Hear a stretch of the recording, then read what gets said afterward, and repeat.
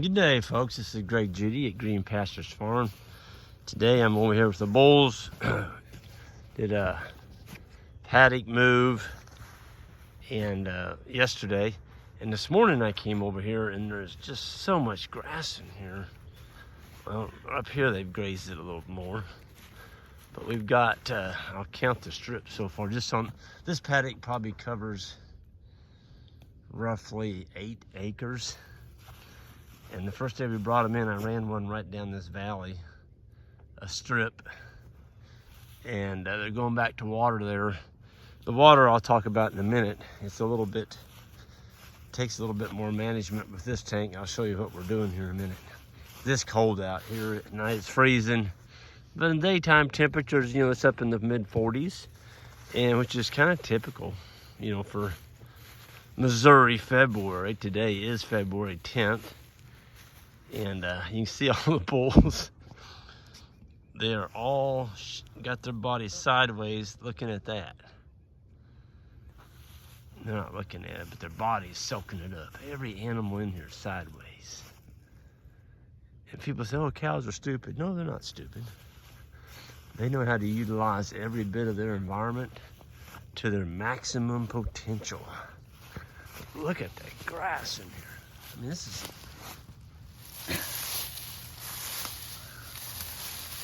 I mean, there's some serious forage in here.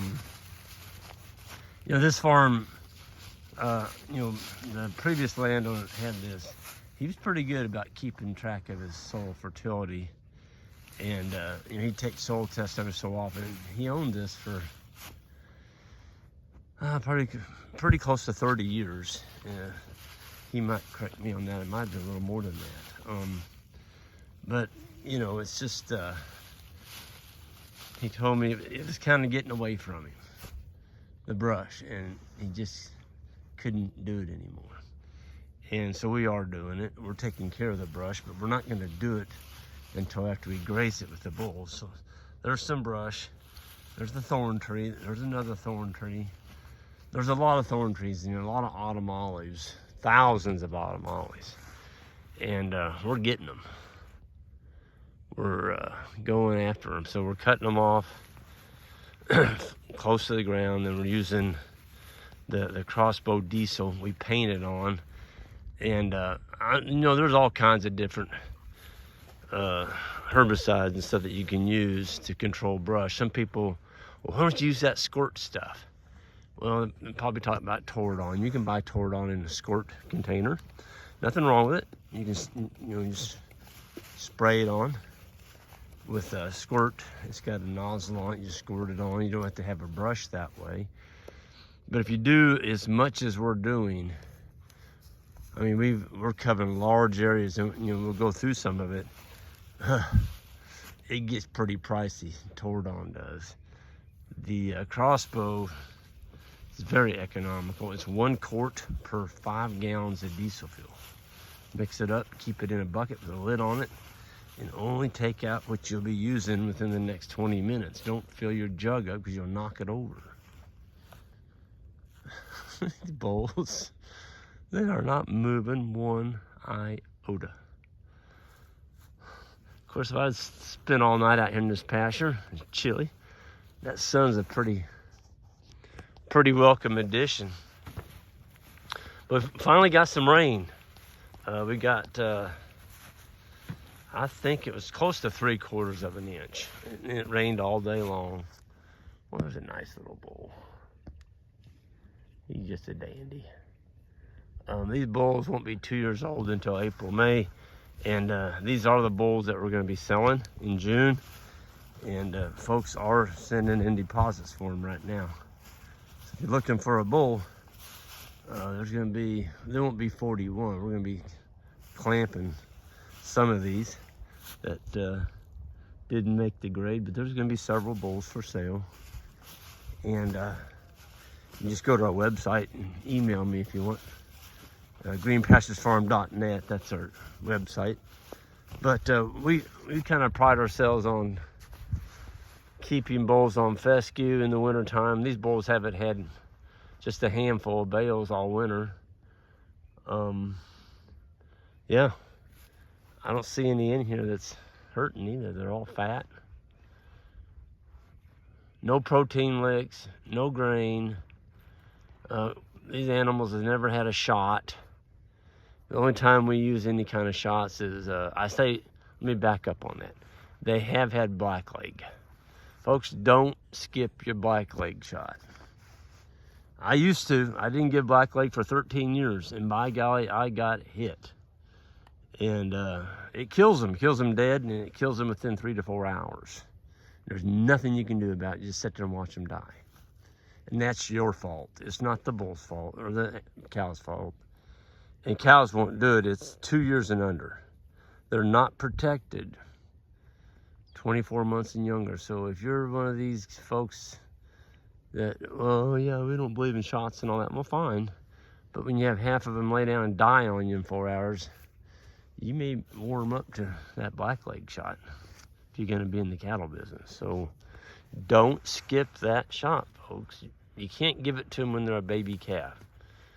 I think the vets recommend, 5 to 7 months old. That's when the shot does do some good. If you put it in them when they're too young, they don't build up any resistance.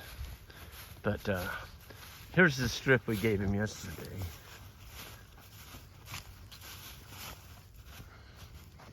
I mean, my gosh, you can see right where it was at. I gave him too big a strip. Way too big. Look at that. Can't even tell they've been on it. So this morning, I saw this, I walked over. You just can't keep your head in the sand. And, oh, today's another day we gotta move the wire. No, they didn't do anything to it. It's winter, it's not growing back. It's what I've got, and there's just a ton of it in here. And so it's one more day that I can get. I'm gonna leave them in here, and we'll move that reel tomorrow, which is hanging down there. There's the post. So, yeah, this is crazy. Here's one of those honey locusts. I do use some of these for shade, and nothing else will grow, but most landowners do not want these, and so you need to take them out. And what I do is I just pull the grass back down there, and I lop them. I've got a really nice set of loppers. And just whack those puppies off, or you can use a chainsaw on a stick. Not a chainsaw, the little battery powered chainsaw. Man, that thing works good on those. You can buzz that off and paint the stump. Don't wait longer than 3 hours. Otherwise, you might as well not paint it. Because the minute you cut that off, the sap in the roots starts receding. And if you got your brush killer on that stump immediately, it pulls the brush killer more like a siphon. It just pulls it back to the tip of the roots. And you won't have to paint that. You won't have to deal with that tree anymore. And you come in here and brush hog it, that's what the other landowner was doing. And you can see what happens. You just make them mad. So that started out as one sprout, and now there's 1, 2, 3, 4, 5, 6, 7, 8. There's 8 coming off of one stump just because they brush hogged it off. So you're a lot better off just when you see a single one, go ahead and cut it, paint it, and be done with it. You don't have to paint 8 stumps the next time. But where I was going with the rain, we got 3/4 of an inch, a lot of stockpile out here, and no pugging. There's just no pugging. And that's because these bulls, the biggest one in here probably 1,200 pounds. Most of these 2-year-olds are probably pushing 900, and they'll mature out around 12 to 1,300 pounds. This is an old rotten tree that was left here, and I'll get my grapples. Most of that's light enough and probably just toss it in our little trailer and get that out of here. You wouldn't want to hit that with a four-wheeler in tall grass. It might throw you off the four-wheeler. It doesn't need to be there. Not out in the middle of your pasture. But we've got a ton of grass left to graze. So here's the next strip over here. Goes down over that hill And we've got got 3 more after that. Oh, man, look at all that deer. Holy moly. 1, 2, 3, 4, 5, 6, 7, 8. There's 9 head. See the white tails over there. So I'm going to show you what we're doing on the water. It's not the best system. I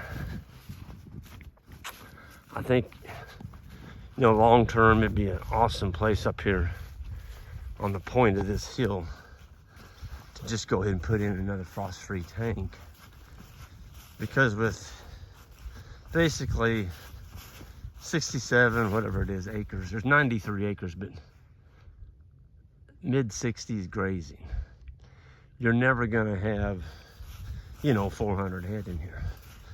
I would say be pushing it to do, you know, 70 to 80, and that would be yearlings. You wouldn't want to run 70, 80 cows on here. You'd run out of grass. But these frost-free tanks work well for smaller herds. They don't work well for large herds. And that's because there's not enough capacity. They only hold, I think the one up there on that barn's 20 gallons. Well, that's fine if you got 40 head.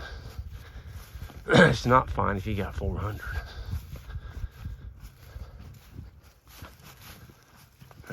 What we did is we're pulling the hose at night. See, this is a kind of a, I've never seen a system quite like this. But it's got a float on it. We took the float off and the hose. And there's a coupler over there to pull that lid off. And all it's got in it is a hydrant. It's a little hydrant down in the ground. And you put your hose on there, and then you put your tank valve over here. Well, it's gonna freeze solid if you leave it out here. So we've just been pulling it off at night and taking it to the shop. This tank will hold 400 gallons. And so what I'm gonna start doing is just take a hose. We come over here to move them anyway. Just fill the tank up, 400 gallons, and be done with it. And I might bring a fiberglass rod, put 1 there, 2, I may just bring 4. And put fiberglass rods around that in the ground about 1 foot. That way, let's say they drink it down to 100 gallons. And the tank gets lighter and you got, you know, 5 or 6 bulls up here drinking, they could move that tank. And if they move it, they go that way with it. They're going into the fence, but you know, he's got a piece of insul tubing on there.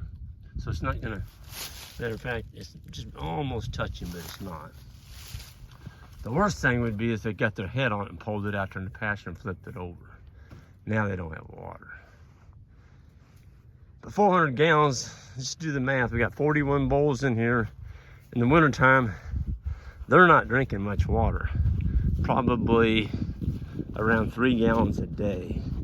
So even 41, yeah, it's 120, that'd be 123 gallons. Take that hook off. 123 gallons a day. You notice I took the mineral out yesterday. Extremely wet. We got that rain, and I don't want to pug this lease farm, leave a bare spot out there. So I took it out. I'm gonna wait for the ground to sodden up a few days, and then I'll stick it back in there. But when you're getting rain and you put this big feeder in there, a mineral feeder, those bulls are gonna absolutely trample all the way around that and leave a dirt spot. So then you're growing a nice little patch of ragweed right there the following spring. So I just take it out. Unless the paddock has an area like under a tree or up in some brush or something that I can drag it where I'm not gonna be taking out forage by trampling. That's what we're, look at that. I mean, look at that.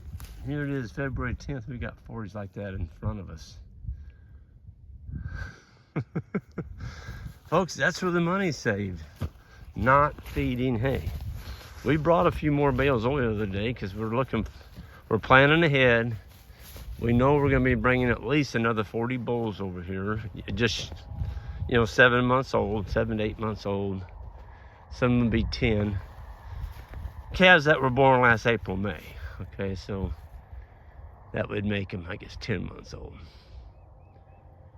They're going to be put in here with their herd buddies, their brothers, and they will be clamped. The ones that don't measure up for bulls, we'll use the bander. I said clamp, I meant the cow crate bander. That's what we use. So that's a big day. That'll be a full day, getting them sorted out and getting them banded and hauled over here. So the herd is going to grow. That's why I brought the hay in. So we're going to be in rural fertility out here on these ridges, and we still got pretty good stockpile for a second pass because we didn't take it all. So yeah, looking forward to that.